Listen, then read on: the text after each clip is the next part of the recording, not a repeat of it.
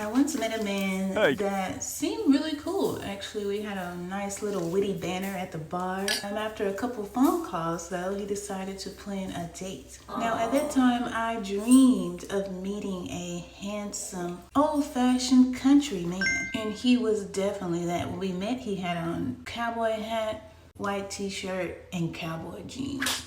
So it shouldn't have really surprised me when he asked me to meet him at his horse ranch. Horse stables, my bad. Horse stables for our first date. What he didn't know is I have visited horse stables a few times in the past. My cousin had dated someone who owned lots of land and horses. And one thing I know is that they can be very smelly, fly-filled places.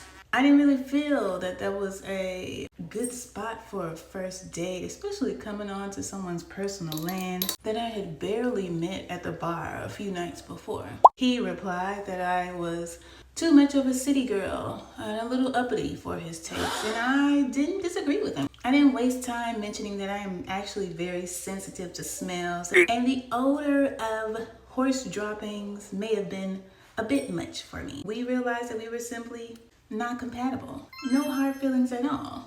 Shortly after our interaction, he actually started dating and married someone else. There doesn't always have to be a bad guy in the situation.